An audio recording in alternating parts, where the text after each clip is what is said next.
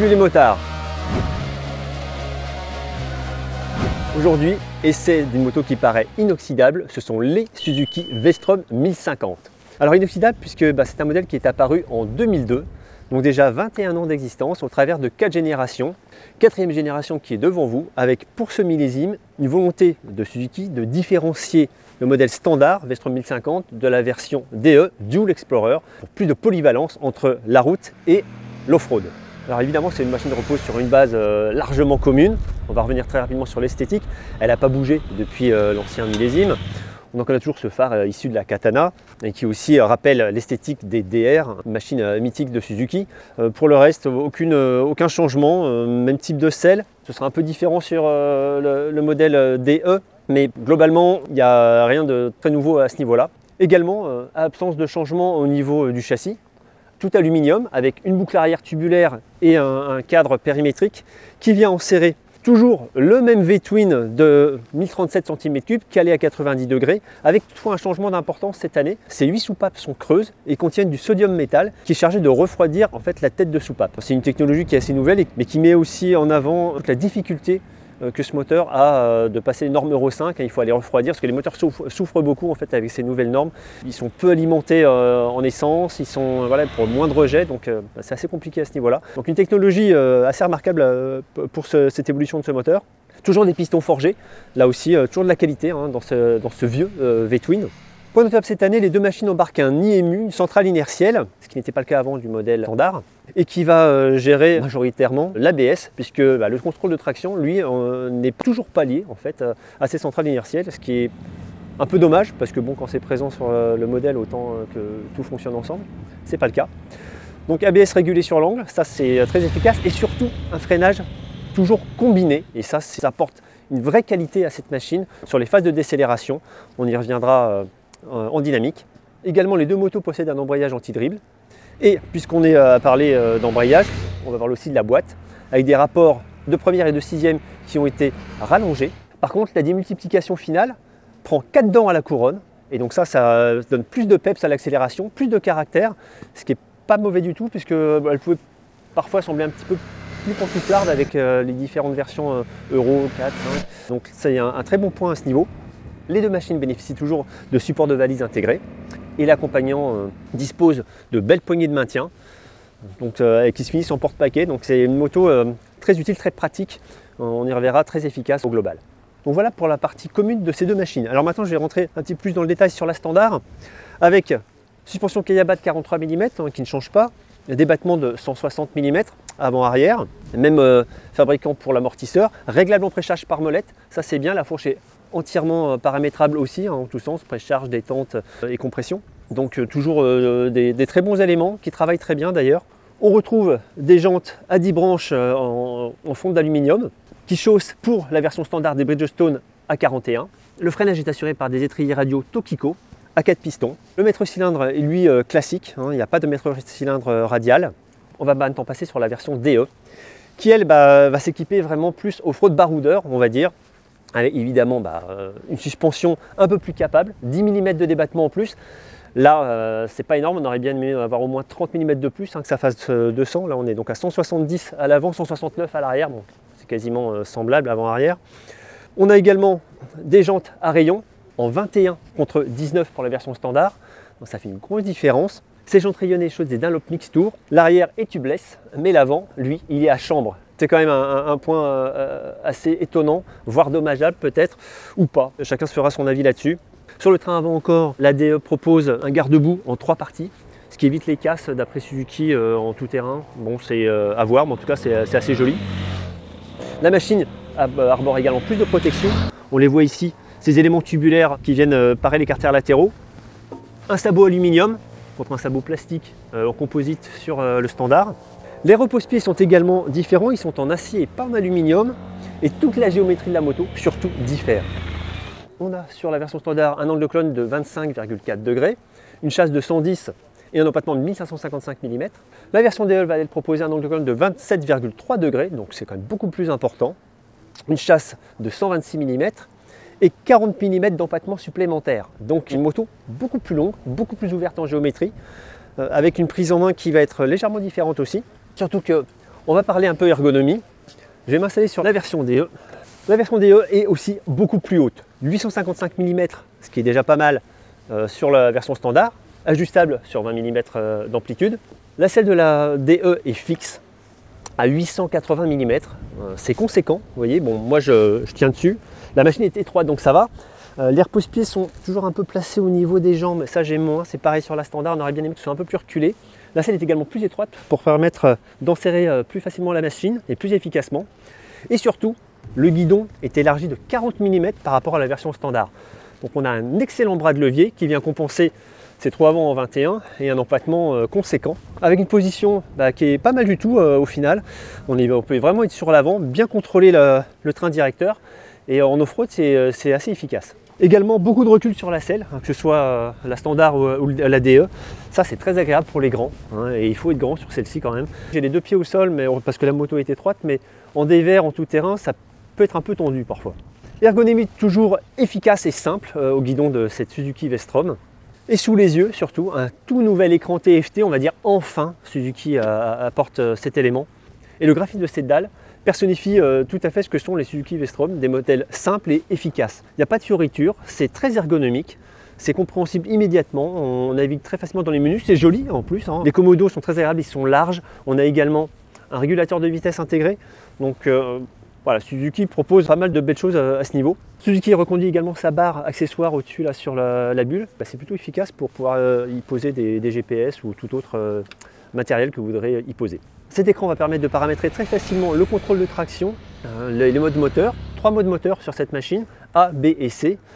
Sur cette machine, on a un mode gravel, et ça c'est inédit aussi. Également un ABS off-road, donc on va conserver un ABS sur l'avant, mais on va pouvoir le désactiver à l'arrière.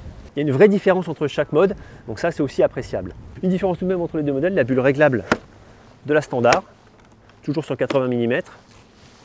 La bulle fumée, plus courte, plus étroite de la version DE, ne propose pas le système de réglage.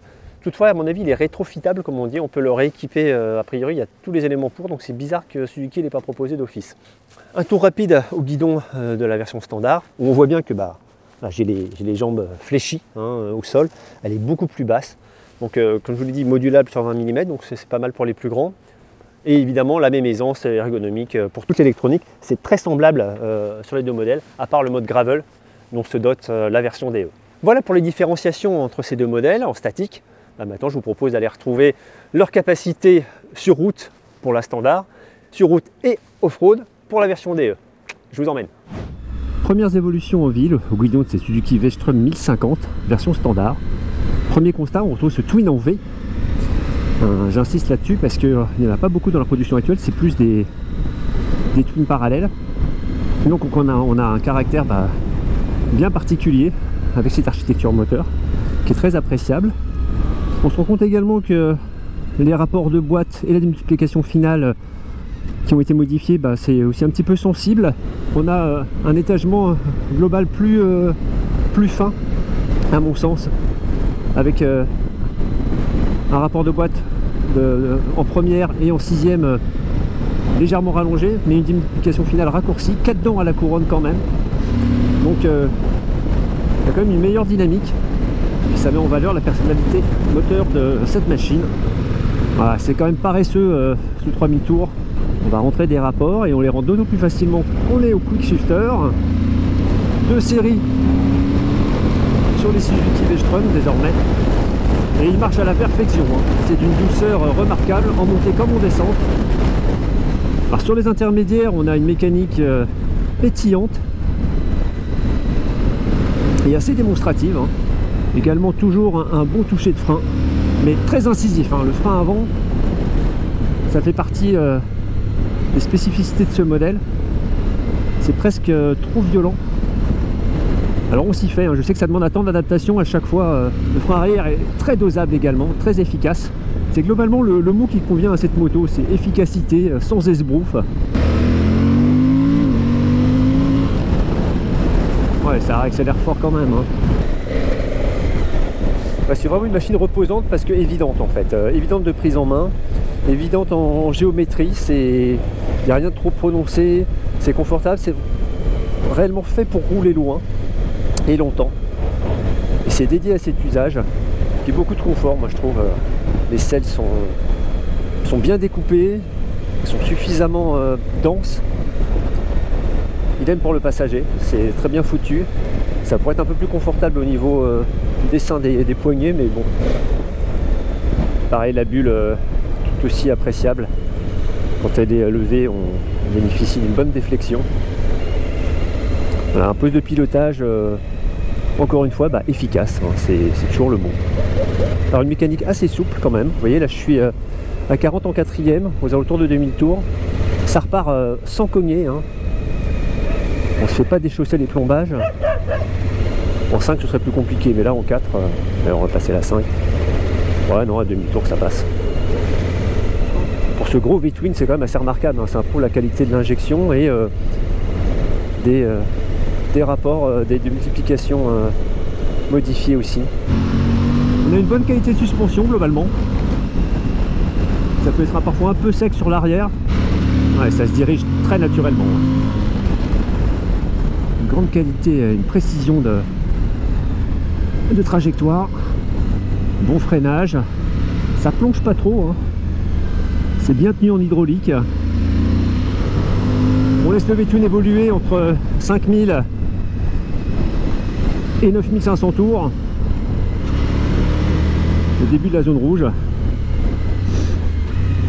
Faut pas hésiter à rentrer un rapport voilà, dans les endroits où c'est vraiment lent pour pouvoir ressortir plus fort. Il y a un autre point remarquable sur cette Vestrom 1050, c'est son équilibre. Elle pèse 242 kg, ce qui est quand même un poids relativement élevé. Et bien on ne le sent pas en fait. La répartition des masses est assez remarquable. C'est un vrai vélo. Dès que à la 5 km/h, on sent plus du tout ce poids. La moto est hyper facile et le châssis est tout aussi précis et remarquable. C'est une moto avec laquelle on peut évoluer très vite. On a un moteur qui sera peut-être un petit peu moins démonstratif que sur d'autres mécaniques. Mais la moto reste remarquablement saine. Alors on vient de sauter au guidon de cette Suzuki Vestrom 1050 DE, donc évolution du modèle XT. Alors on sent quand même un petit peu cette roue de 21 pouces. Même en ville, on sent que c'est un petit peu moins agile, mais pas tant que ça finalement. Hein. Ce qui prouve que Suzuki a encore bien bossé sur sa géométrie. Et sinon, pas grand chose à dire, pas beaucoup de transfert de masse non plus. En fait, en dépit de suspension à plus fort débattement, pas beaucoup, hein, certes c'est 10 mm d'écart, mais on sent à nouveau tout l'intérêt de ce freinage combiné qui est sur cette Suzuki. Allez, on passe en 3, on va mettre en 4. Ça tient sous demi-tour en 4. La moto est hyper équilibrée, comme la version standard. Et bien l'ensemble est très convaincant, puisque ces modifications en tout cas ne grèvent pas la bonne dynamique générale de la machine. Et sur les changements d'angle, c'est un peu moins rapide, mais on a un bien plus large bras de levier. Donc ça c'est très sensible également.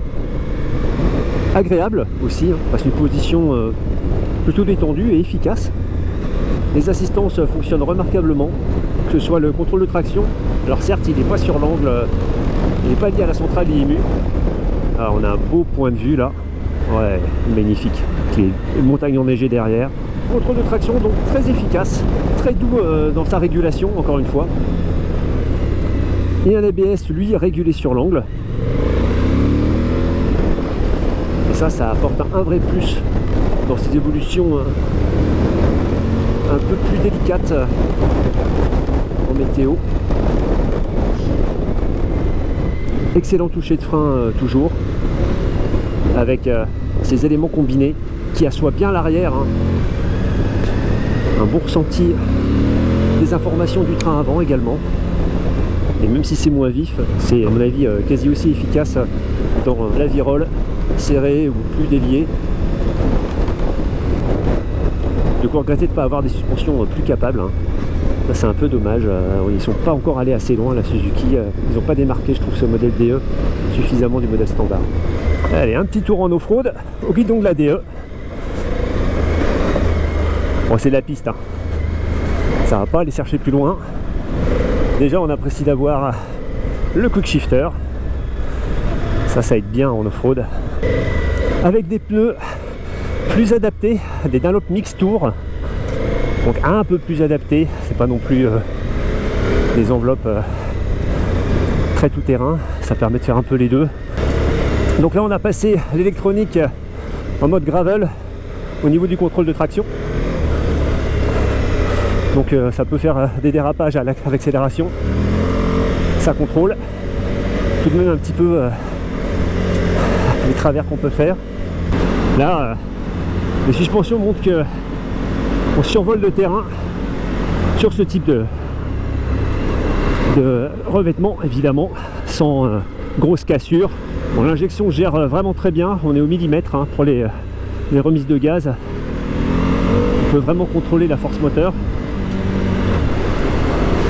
Toujours l'intérêt d'avoir le quick shifter aussi. Bon, avec les enveloppes Mix Tour, il faut faire un peu gaffe quand on remet des watts parce que ça peut glisser pas mal à l'équerre. Et le grip sur l'avant est quand même pas extraordinaire. Mais une machine toujours aussi facile. Alors quand ça commence à être un peu plus serré, on sent le poids de cette Vestrom DE. C'est un peu moins facile à emmener quand même que les machines un peu plus légères. J'apprécie beaucoup le contrôle au frein arrière. On sait vraiment où on en est. C'est très efficace. Déjà sur route, on trouvait que c'était bien. Et là, en off-road, c'est vraiment bien. Là, il y a vraiment ce poids qui est sensible sur tous les tout petits enchaînements, mais sinon, globalement... Rationnel et efficace, voilà les deux adjectifs principaux que je donnerai à ces deux machines. La version standard se montre toujours très efficace sur route, avec un châssis assez bluffant. C'est une machine très facile à emmener, évidente, très neutre, s'engage très facilement au virage. Elle est très convaincante aussi sur les freinages. On peut rouler fort au guidon de cette machine. Le moteur répond toujours présent. Il a gagné un petit peu plus de personnalité selon moi avec ces démultiplications en raccourci. Une moto agréable au quotidien et qui d'ailleurs plaît à ses fans avec ces qualités-là. La version DE se fait plus capable effectivement en off-road, mais pas assez. C'est-à-dire que, comme je vous l'ai dit tout à l'heure, j'aurais bien aimé que ces suspensions aient plus de débattement, que la selle aussi soit ajustable en hauteur. Là, 880 mm, ça fait quand même assez haut perché. Je trouve enfin que l'empattement est peut-être un peu fort sur ce modèle. On sent quand même que dans les petits coins en off-road, ça coince un peu. Sur route, il n'y a rien d'alarmant. Bien sûr qu'elle sera moins facile que la version standard. Moi, je pense que cette route 21 est remarquablement bien gérée sur cette version DE. Voilà, Suzuki sait faire des châssis, sait faire de l'électronique. Donc des motos qui sont globalement convaincantes, mais qui vont être en fait, selon moi, trop chères pour ce qu'elles proposent, puisque le nouvel écran TFT est très agréable. Par contre, il n'est pas connecté comme sur la plupart des modèles. En fait, on peut dire que c'est pas grave, mais le fait que la concurrence le propose, bah, ça la met un petit peu en défaut. Il y a également toutes les finitions, notamment les supports moteurs. C'est une machine qui a quand même à vous un certain âge. Également, ces machines vont pouvoir proposer de mettre au cylindre radial. Tous ces petits manques en fait, sont regrettables par rapport au prix et par rapport à la concurrence. La version standard est proposée à 15 399 €. La version DE est à 15 999 €. C'est simple, il y a entre 2000 et 1500 € d'inflation. C'est quand même beaucoup d'argent et finalement, certes, les deux machines vont avoir un EMU, un TFT et un quick shifter. Pour moi, ça ne justifie pas une telle inflation. C'est vraiment dommage parce que 1000 € moins cher sur les deux machines, en fait, ce serait acceptable. Là, on est quand même très haut. Finalement, l'intérêt de ces deux modèles Suzuki Vestrom standard et DE va être de pouvoir se placer entre des gammes de 800 à 1200 cm3. En gros, c'est peut-être un atout pour elles, mais on a des machines moins chères, presque au tarif, mais mieux équipées, mieux finies également, ou des machines beaucoup plus chères avec des capacités évidemment qui suivent. Donc au global, des Suzuki Vestrom toujours convaincantes, homogènes, efficaces, rationnelles donc, mais pas sensationnelles. Voilà, c'est la vraie différence avec peut-être la concurrence qui a su élever un petit peu son niveau de pétillance. Ça manque de sex appeal en fait. Voilà mes premières impressions globalement positives sur ces deux modèles. On vous en dit évidemment bien plus sur l'essai en ligne sur lerepaire-des-motards.com. Vous vous abonnez à la chaîne YouTube si ce n'est pas encore fait. Et moi je vous retrouve très bientôt pour un nouvel essai. Merci.